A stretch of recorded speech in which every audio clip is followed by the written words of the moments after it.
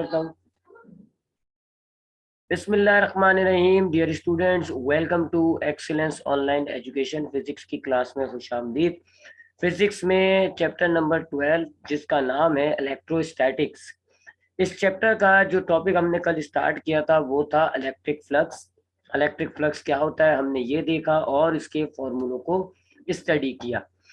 Electric flux क्या है, हमने देखा कि एक चार्ज जो है वो अपने अराउंड एक फील्ड बनाया हुआ होता है और उस फील्ड के अंदर जो है अगर आप कोई भी चार्ज लाएंगे तो उस नए चार्ज को या उस टेस्ट चार्ज को फोर्स महसूस होगी।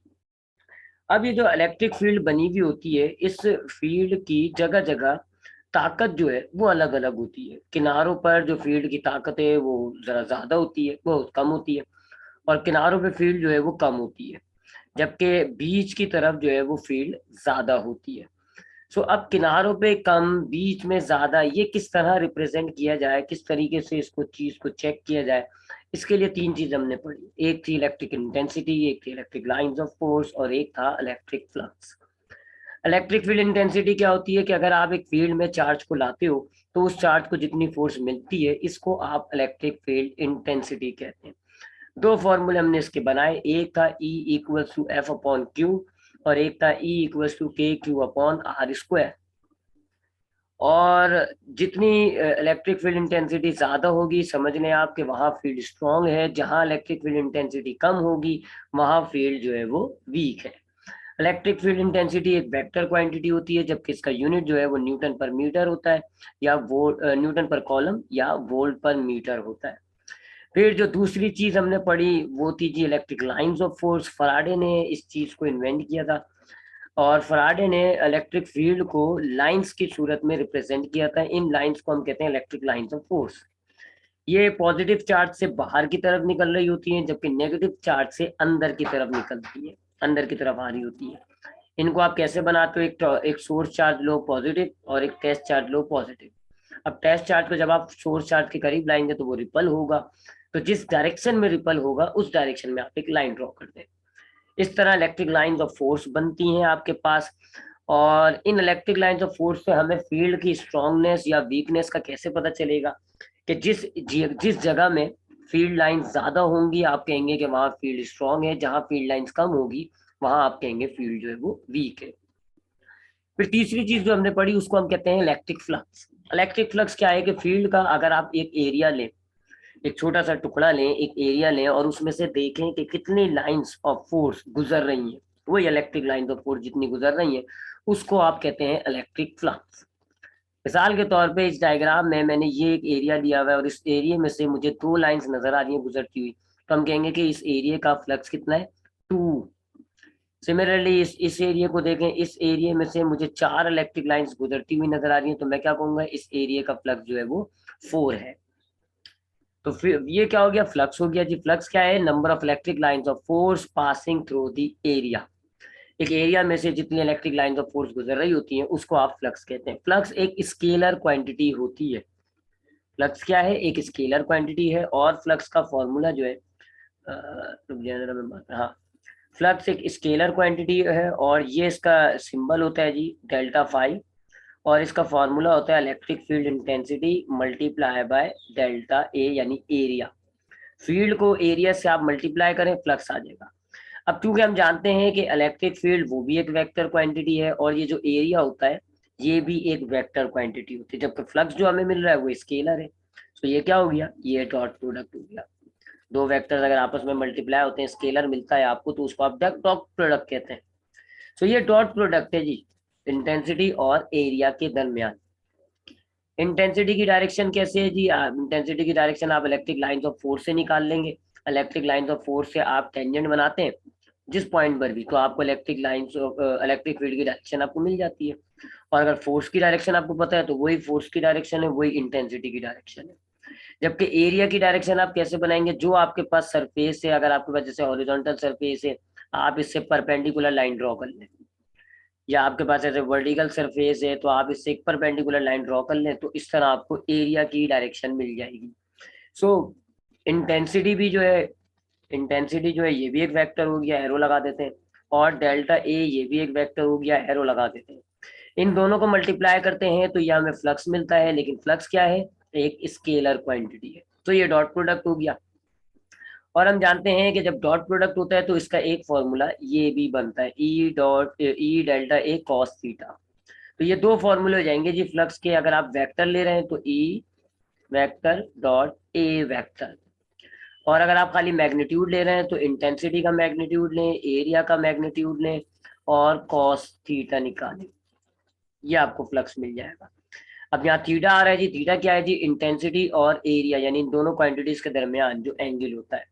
अगर आपके पास ये इंटेंसिटी और एरिया पैरेलल है, थीटा 0 हो जाएगा, फ्लक्स पॉजिटिव होता है और मैक्सिमम होता है। अगर आपके पास इनके दरमियान 90 का एंगल है तो फिर जो है कोई फ्लक्स नहीं आता, 0 होता है। और अगर उल्टी डायरेक्शन हैं तो थीटा 180 होता है और इसको हम नेगेटिव फ्लक्स या इनवर्ट फ्लक्स कहते हैं। ये हमने पढ़ लिया था जी सारा कुछ। आज हम देखेंगे जी टोटल आउटवर्ड फ्लक्स होगा in spherical field, total outward flux through a charge. एक चार्ज की वजह से जो उसकी फील्ड क्रिएट होगी उसका टोटल फ्लक्स, यानी पूरे एरिया में से कितनी लाइंस ऑफ फोर्स गुजर रही है, टोटल आउटवर्ड फ्लक्स। सपोज करें ये एक चार्ज है जी क्यू पॉजिटिव, अब इससे ऐसे जी ये फील्ड लाइन गुजर रही है जी, ये इलेक्ट्रिक लाइंस ऑफ फोर्स गुजर रही है मुख्तलिफ डायरेक्शंस में, तो और इसकी ये फील्ड बन जाएगी। अब इसके आप ये पूरी फील्ड कंसीडर कर ले, पूरा एरिया ले लो जी आप, पूरा एरिया। अब इस पूरे एरिया में से जितनी भी लाइंस गुजर रही होंगी ये क्या हो जाएगा, ये हो जाएगा टोटल आउटवर्ड फ्लक्स। ये कैलकुलेट करना है। याद रखिएगा यहाँ हम एक चार्ज यूज कर रहे हैं, जब हम बहुत सारे चार्ज यूज करेंगे वो हमने अगली केस होगा। तो अब हम क्या देख रहे हैं जी कि अगर हमारे पास एक सिंगल चार्ज है तो उसने अपने इर्द गिर्द एक फील्ड बनाई भी होगी और उस फील्ड को आप इलेक्ट्रिक लाइंस ऑफ फोर्स से रिप्रेजेंट कर सकते हैं। तो अब पूरी जो उसकी फील्ड बनी हुई है, उसका जो कंप्लीट फील्ड का एरिया है, मुकम्मल जो एरिया है, उसमें से जितनी इलेक्ट्रिक लाइंस ऑफ गुजर रही होंगी, इलेक्ट्रिक लाइंस ऑफ फोर्स, वो क्या हो जाएगा, वो टोटल फ्लक्स हो जाएगा जी। ठीक है जी। तो ये अगर चार्ज है, ये आपके पास चार्ज है, अगर आप खाली इतना सा एरिया लें तो ये तो एक सिंगल सा फ्लक्स है, लेकिन अगर आप पूरे एरिया को कंसीडर कर लें, इसमें से देखें कितनी लाइंस गुजर रही हैं, तो ये हो जाएगा टोटल फ्लक्स। तो एक चार्ज की वजह से जो फील्ड बनेगी उसका टोटल फ्लक्स हमें मालूम करना है। ये हमारी आज की डेरिवेशन है जी। आई होप समझ में आ गया होगा कि हमने करना क्या है। तो हमने करना ये है कि हम एक चार्ज लेंगे और उस चार्ज से जो फील्ड बनेगी उस फील्ड का टोटल आउटवर्ड फ्लक्स कैलकुलेट करने का फॉर्मूला ड्राइव करना है हमें। ठीक है जी। उसके लिए जरा कुछ सिचुएशन ले लेते हैं। हाँ, सो हमने करना क्या है जी, हम एक चार्ज लेंगे, चार्ज, एक सिंगल चार्ज लेंगे, उससे जो उसकी फील्ड बनेगी उसका टोटल आउटवर्ड फ्लक्स, आउटवर्ड का मतलब बाहर जाता हुआ, टोटल आउटवर्ड फ्लक्स कैलकुलेट करना है। तो उसके लिए हम एक कंसीडर कर लेते हैं एक source charge, consider a source charge Q positive. Q positive एक सोर्स चार्ज हमने कंसीडर कर लिया, ये आ गया जी क्यू पॉजिटिव। अब ये सोर्स चार्ज है, इसने अपने अराउंड जो है वो एक फील्ड क्रिएट कर ली होगी, और उस फील्ड को रिप्रेजेंट करने के लिए आप चाहें तो इलेक्ट्रिक लाइंस ऑफ फोर्स बना सकते हैं। हम नहीं बना रहे, लेकिन हम पढ़ चुके हैं इन चीजों को। सो एक सोर्स चार्ज है हमारे पास क्यू पॉजिटिव, और इसने अपने इर्द गिर्द एक फील्ड बना ली, और उस फील्ड की जो है वो इलेक्ट्रिक लाइंस ऑफ फोर्स मौजूद होगी।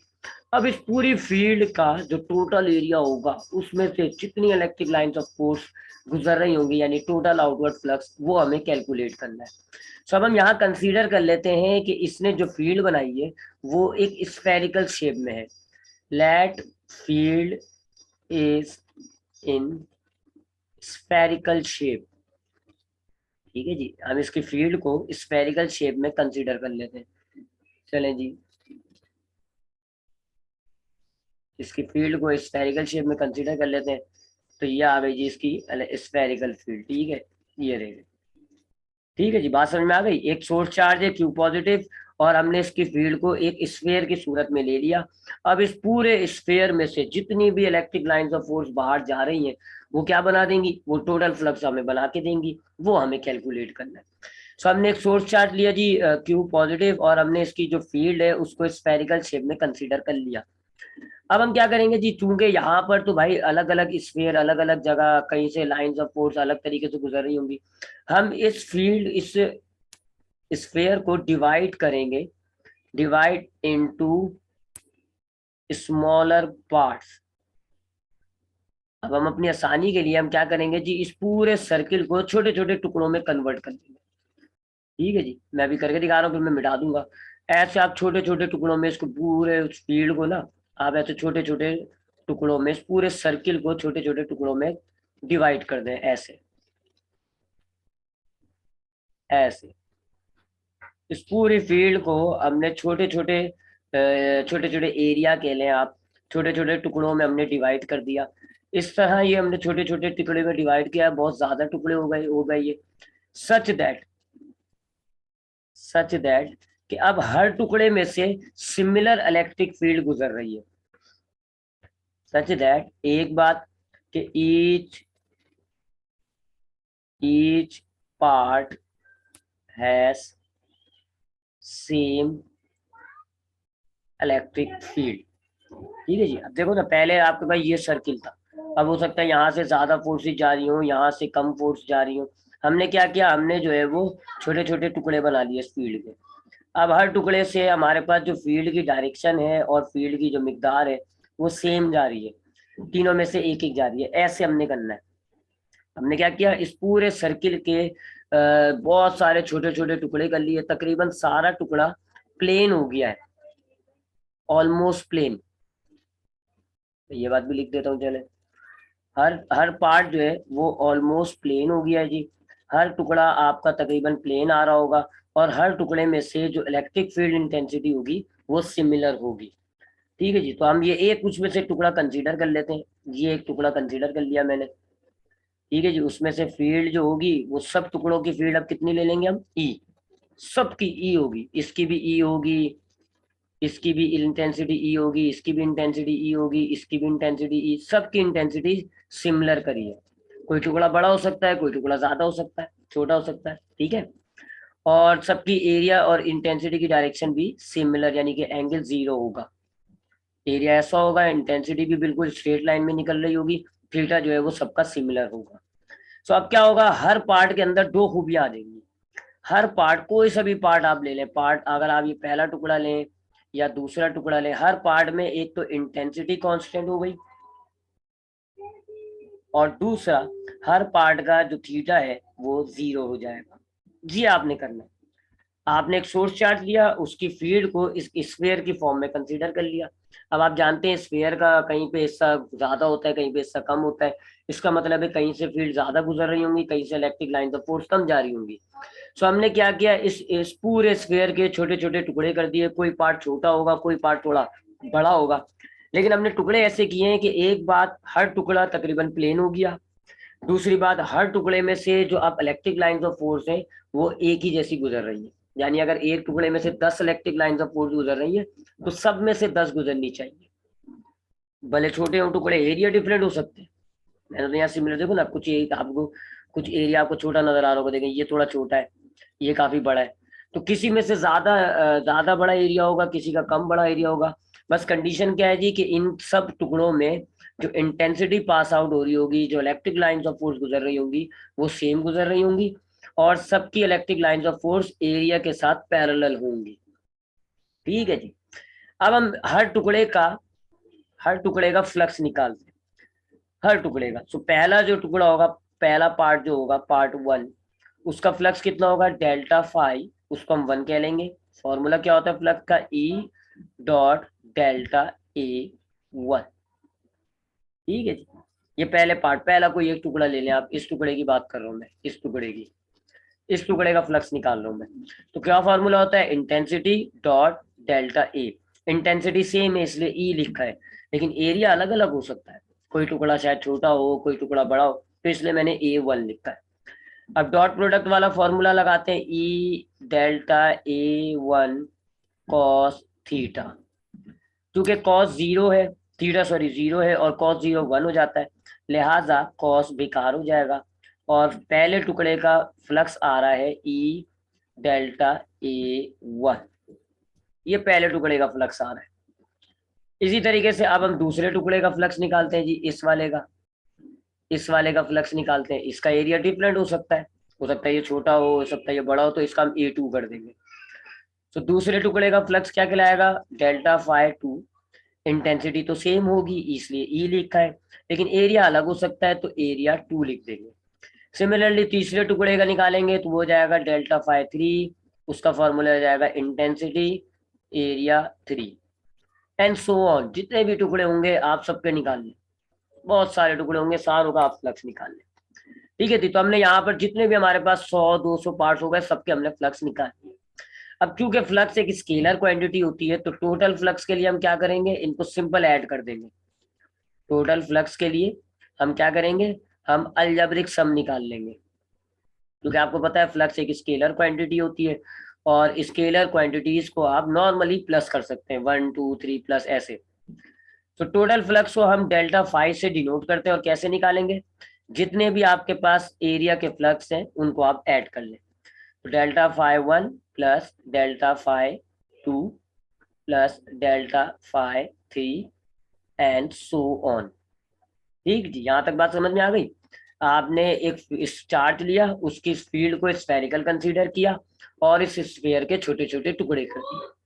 अब हर टुकड़े का साइज डिफरेंट हो सकता है, उसका एरिया डिफरेंट हो सकता है, लेकिन हर टुकड़े में से इंटेंसिटी सेम है, और इंटेंसिटी और एरिया की जो डायरेक्शन है वो पैरेलल है, यानी थीटा 0।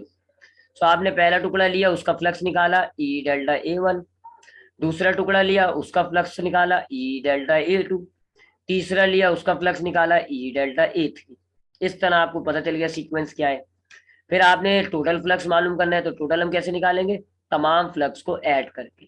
तो हमने ये फ्लक्स को ऐड करने का फॉर्मूला लिख लिया। अब हम इसमें वैल्यूज डालते हैं। डेल्टा फाई 1 कितना था हमारे पास, E delta A1। Delta phi 2 कितना था हमारे पास, E delta A2। Delta phi 3 कितना था, E delta A3 and so on, जितने भी टुकड़े हैं सबका। अब इंटेंसिटी आप देखें जी सिमिलर है, लिहाजा इसको कॉमन कर लें। ब्रैकेट में क्या बचेगा आपके पास, delta A1 plus delta A2 plus delta A3 and so on. ठीक, अब ये जो ब्रैकेट बन रही है क्या बन रही है जी, हम सारे टुकड़ों का जो एरिया है उसको ऐड कर रहे हैं, सम कर रहे हैं। तो इसको हम कैसे लिखेंगे, ऐसे लिखते हैं जी, sum of all the area. Mathematics में आप ऐसे लिखते हो कि अगर आप किसी चीज को ऐड कर रहे हो, सम का साइन डाल दो। सो इस ब्रैकेट का मतलब हो गया कि हम तमाम एरिया, ये जो छोटे छोटे जितने भी हैं, सबके एरिया को प्लस कर रहे हैं। इसको हम मैथमेटिकली ऐसे लिखते हैं। अब वापस डायग्राम पे आए, अगर आप सारे एरिया को प्लस करें, यानी एक ये एरिया, एक ये एरिया, एक ये एरिया, एक ये एरिया, तमाम एरिया को प्लस करेंगे तो आपका वापस कंप्लीट सर्किल तैयार हो जाएगा। सही कह रहा हूँ ना, अगर आप सारे एरिया को ऐड कर लें, सारे एरिया को ऐड कर लें, तो आपका क्या बन जाएगा, वापस पूरी गोल फील्ड बन जाएगी, क्योंकि आपके ये सारे टुकड़े गोल के ही हैं। ठीक है जी, तो क्या बन जाएगा, स्फेयर का एरिया। अगर आप सारे एरिया को ऐड करेंगे, सम ऑफ ऑल द एरिया, क्या हो जाएगा जी, स्फेयर का एरिया। और स्फेयर का एरिया कितना होता है, 4πr²। ये एक स्फेयर के एरिया का फॉर्मूला होता है।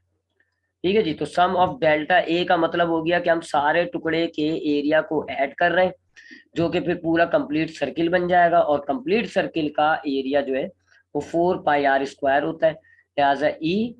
और अब हम डाल देंगे 4πr²। यहाँ आप चाहे तो रीजन लिख दें कि सम ऑफ ऑल द एरिया का मतलब हो गया कंप्लीट सर्किल बन जाएगा, और कंप्लीट सर्किल का एरिया जो है वो 4πr² होता है। ठीक है जी, तो टोटल फ्लक्स हमारे पास अभी तक कितना आ रहा है, इंटेंसिटी 4πr²। अब हमें पता है जी इंटेंसिटी का एक फॉर्मूला हमने बनाया था जी, Q/R²। एक फॉर्मूला हमने ये बनाया था इंटेंसिटी का, और इसमें आप के की वैल्यू डालें, के की वैल्यू क्या होती है, 1/4πε0। ये हमने कॉलम लॉ में पढ़ा है, Q/R²। ये इंटेंसिटी का फॉर्मूला बन रहा है। इस फॉर्मूले को आप, इंटेंसिटी के फॉर्मूले को यहाँ ई की जगह डाल दें, तब क्या हो जाएगा जी, total flux equals to intensity की जगह आ जाएगा 1/4πε0 क्यू अपॉन आर स्क्वायर, और पहले से क्या मौजूद है, ये सब मल्टीप्लाई है जी, पहले से मौजूद था आपके पास 4 पाई r स्क्वायर, समझा। तो ये आपने इंटेंसिटी, ये टोटल फ्लक्स बनाया, और अब आपने इंटेंसिटी की जगह ये वाला फॉर्मूला पुट कर दिया, 1/4 pi epsilon not Q/r²। 4 pi cut गया, r² कट गया, टोटल फ्लक्स कितना आ रहा है जी, Q/एप्सिलॉन नॉट। ये आपके पास जो है उस सिंगल चार्ज ने, वो जो सिंगल चार्ज है उसने जो पूरी फील्ड का जो टोटल आउटवर्ड फ्लक्स बनाया है, ये उसका फॉर्मूला आ रहा है, Q/एप्सिलॉन नॉट। क्यू से मुराद क्या है जी, जो चार्ज आपका मौजूद है सोर्स चार्ज, और एप्सिलॉन नॉट ये तो एक कांस्टेंट होता है, हवा के अंदर इसकी वैल्यू आपको पता है 8.85 मल्टीप्लाई बाय 10⁻⁻², यानी टोटल आउटवर्ड फ्लक्स सिर्फ एक चीज पे डिपेंड कर रहा है, चार्ज कौन सा है, आपको चार्ज कितना है, चार्ज ज्यादा होगा टोटल आउटवर्ड फ्लक्स ज्यादा हो जाएगा, चार्ज कम होगा टोटल आउटवर्ड फ्लक्स जो है वो आपका कम हो जाएगा। ये था जी आज का पहला मामला, total outward flux through a single charge, through an isolated charge भी कहा जाता है इसको, थ्रू एन आइसोलेटेड, आइसोलेटेड का मतलब होता है अकेला, कोई बात हो गई सिंगल। तो हमने एक सिंगल चार्ज लिया, पॉजिटिव सोर्स चार्ज था, हमने उसके अराउंड कहा जी कि इसके अराउंड जो फील्ड बनी है उसका टोटल फ्लक्स हमें कैलकुलेट करना है। हमने फील्ड को स्फेरिकल शेप में लिया, उसके छोटे छोटे टुकड़े किए इस तरह कि हर टुकड़ा तकरीबन प्लेन हो गया, हर टुकड़े में से इंटेंसिटी जो है वो सिमिलर हो गई, और थीटा 0 है। तो फिर हर टुकड़े का फ्लक्स आ रहा है E.डेल्टा A1 या 2 या 3 वगैरह वगैरह। टोटल फ्लक्स निकाला, फॉर्मूला डाला, इंटेंसिटी कॉमन की, और तमाम एरिया को सम अप किया। अब जब हम डायग्राम देखते हैं तो तमाम एरिया को सम अप करोगे तो सर्किल बन जाएगा, और सर्किल का जो एरिया होता है वो 4 पाई r² होता है, लिहाजा हमने सर्किल के एरिया का फॉर्मूला डाल दिया। फिर हमने इंटेंसिटी का फॉर्मूला डाला, ये वाला 1/4 पाई एप्सिलॉन नॉट Q/r², सब कुछ कट गया, ये आपके पास इक्वेशन आ गई। अब ये जो हमने मामला डिस्कस किया है ये एक चार्ज है जी, सही कह रहा हूँ ना। अभी हमने जो मामला डिस्कस किया है, अभी हमने जो मामला डिस्कस किया वो एक सिंगल चार्ज था, एक सिंगल चार्ज था, उससे जो फील्ड बनी है, उससे जो फील्ड बनी है उसका हमने टोटल आउटवर्ड फ्लक्स कैलकुलेट कर लिया। टोटल आउटवर्ड फ्लक्स कितना आता है जी, टोटल आउटवर्ड फ्लक्स फील्ड का Q/एप्सिलॉन नॉट। लेकिन क्या हो अगर हमारे पास एक चार्ज ना हो, कई चार्ज हो, एक चार्ज ये रहा, एक चार्ज ये रहा, एक चार्ज ये रहा Q3, एक चार्ज ये रहा Q4, अजीब अजीब तरीकों से अरेंज हुए हुए। अभी हमने एक सिंगल चार्ज लिया था, उस सिंगल चार्ज की ये टोटल फ्लक्स बनती है। लेकिन अगर हम बहुत सारे चार्ज ले लें, Q1, एक Q2, एक Q3, एक Q4, बहुत सारे चार्ज ले लें जो कि रैंडमली अरेंज हुए हैं, एक लाइन में भी हो सकते हैं, ऊपर नीचे भी हो सकते हैं, तो अब इन सारे चार्जों की वजह से एक बड़ी ग्रैंड सी फील्ड बनेगी, सही कह रहा हूँ ना, एक बहुत बड़ी सी फील्ड बनेगी जी, जाहिर बात है उस फील्ड की बड़ी सी फील्ड बन गई। अब इस बड़ी सी फील्ड का टोटल आउटवर्ड फ्लक्स कितना होगा, डेल्टा फाई कितना होगा, ये कैलकुलेट करना है।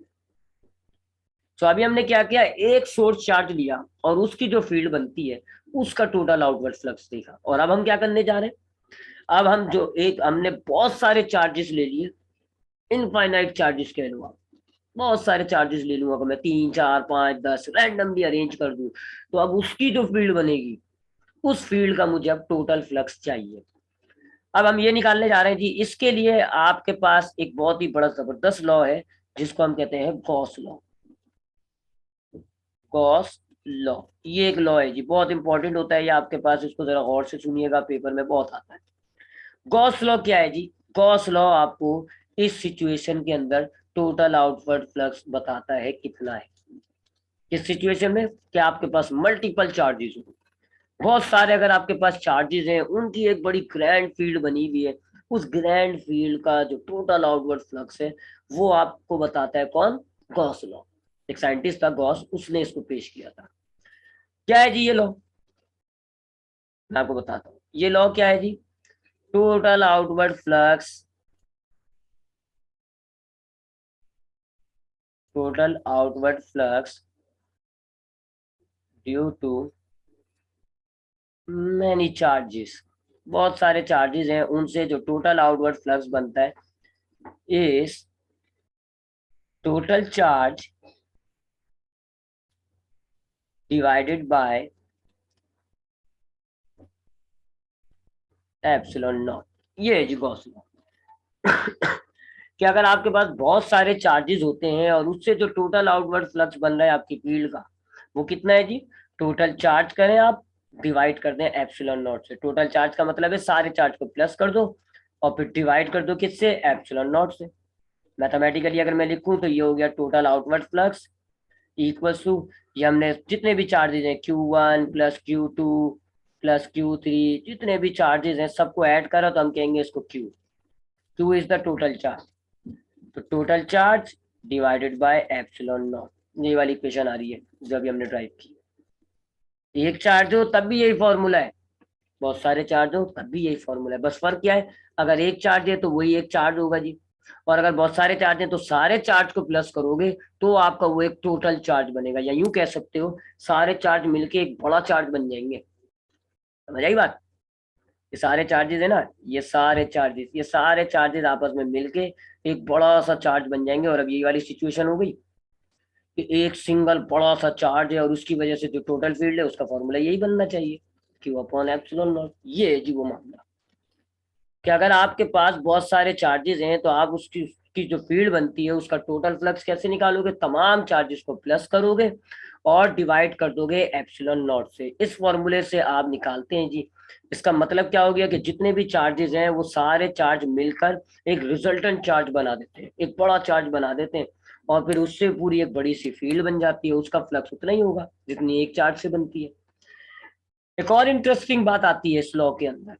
इस लॉ के अंदर जो टोटल आउटवर्ड फ्लक्स है ना तो वो चार्ज डिस्ट्रीब्यूशन पे डिपेंड करता है, चार्ज डिस्ट्रीब्यूशन, ना तो चार्ज डिस्ट्रीब्यूशन पे डिपेंड करता है, ना ही आपकी फील्ड के साइज एंड शेप पे डिपेंड करता है। ठीक है जी, क्योंकि फॉर्मूला देख लो, फॉर्मूले के मुताबिक जो टोटल आउटवर्ड फ्लक्स है वो बस एक चीज पे तो डिपेंड कर रहा है, किस पर?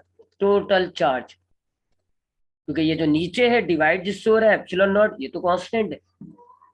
फील्ड आपकी चकोर हो गोल हो, ये एप्सिलॉन नॉट तो एक ही होगा। एप्सिलॉन नॉट की वैल्यू आपको पता होनी चाहिए, 8.85 मल्टीप्लाई 10⁻⁻12। ये तो कांस्टेंट है भाई, ये तो फिक्स रहेगा। चाहे चार्ज को आपने जो है वो ऐसे एक लंबाई में अरेंज किया वो, ये Q1 Q2 Q3 सारे चार्जेस, या आप चार्ज को ऐसे रैंडम अरेंज कर लें, किसी सूरत में भी अरेंज करें, तो अब यहाँ पर भी जो फील्ड बनेगी या यहाँ पर भी जो फील्ड बनेगी, दोनों फील्ड का जो टोटल आउटवर्ड फ्लक्स है वो यही होगा जी, Q upon epsilon naught. Charge distribution पे डिपेंड नहीं करती, चार्जेस को आप एक लाइन में रखें तब भी टोटल आउटवर्ड फ्लक्स सेम आएगा, चार्जेस को अगर आप मुख्तलिफ रैंडम तरीके से रखते हैं, किनारों पे रखें, तब भी एक ही जैसा फ्लक्स आएगा।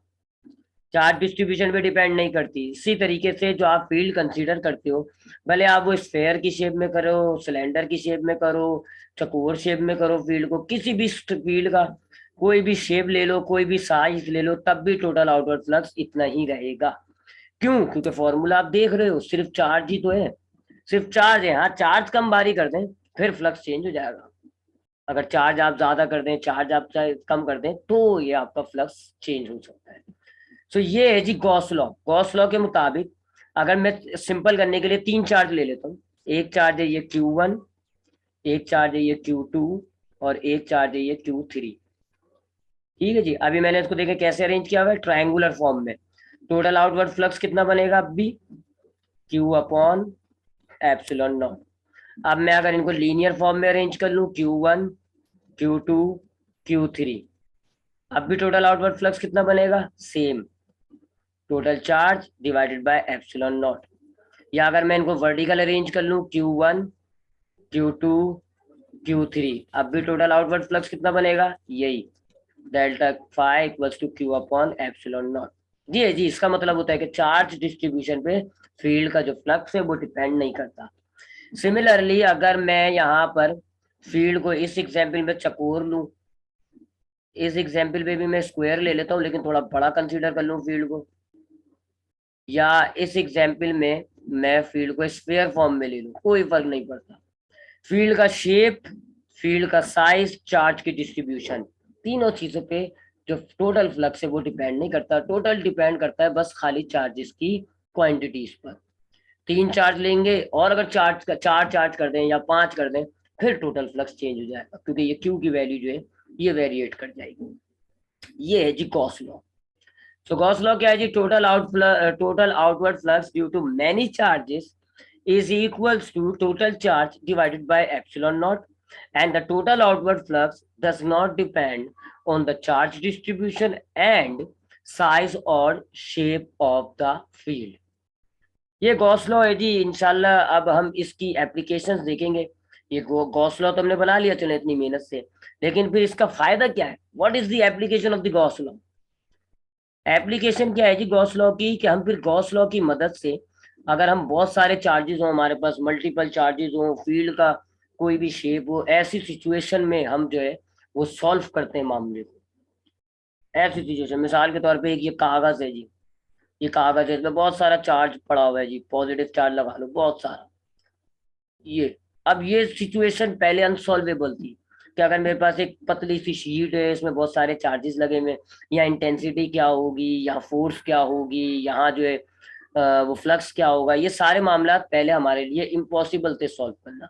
लेकिन अब गॉस लॉ की मदद से हम इनको सॉल्व कर सकते हैं। यहाँ पर हम ई का फॉर्मूला बना सकते हैं कि ई का फॉर्मूला क्या है, उससे फिर हम फोर्स भी कैलकुलेट कर सकते हैं, फिर उससे हम जो सब कुछ फ्लक्स बना सकते हैं, टोटल फ्लक्स कितना होगा यहाँ पे, वगैरह वगैरह। सो गॉस लॉ की एप्लीकेशन क्या है जी? कि ऐसी सिचुएशंस जिनमें मल्टीपल चार्जेस आ रहे होते हैं, बहुत सारे चार्जेस आ रहे होते हैं, ऐसी सिचुएशन को हम गॉस लॉ अप्लाई करके सॉल्व करते हैं। सो हम यहाँ पर 3 केसेस को पढ़ेंगे। एक, अगर हमारे पास चार्ज, बहुत सारे चार्ज की एक बॉल है ऐसे, एक यही होगा, ये केस 1 होगा जी। एक चार्ज की बॉल होगी जिसमें बहुत सारा चार्ज होगा, इस मामले को सॉल्व करेंगे, फॉर्मूला ड्राइव करेंगे इंटेंसिटी का। फिर एक ये सिचुएशन होगी कि हमारे पास एक पतली सी शीट है जिसमें बहुत सारा चार्ज बटा हुआ है, इस सिचुएशन के अंदर इंटेंसिटी का क्या फॉर्मूला बनेगा ये देखेंगे। और तीसरा सिचुएशन हमारे पास क्या होगी कि अगर हमारे पास 2 शीट्स हो, एक पे पॉजिटिव चार्ज बटा हुआ होगा और एक और सामने होगी पैरेलल शीट, उस पर नेगेटिव चार्ज होगा, तो इस सिचुएशन को हम सॉल्व करेंगे। तो ये था जी आज की क्लास। आज की क्लास को थोड़ा सा रिपीट करते हैं, फिर हम अपनी क्लास को वाइंड अप करेंगे। आज हमने देखा कि अगर हमारे पास एक आइसोलेटेड चार्ज मौजूद है तो उससे जो फील्ड क्रिएट होती है उसका टोटल आउटवर्ड फ्लक्स कितना होता है। हमने क्या किया, एक चार्ज लिया, उसकी फील्ड बनाई, उस फील्ड को हमने स्फीयर कंसीडर किया, और फिर हमने उस स्फीयर के छोटे छोटे टुकड़े कर दिए।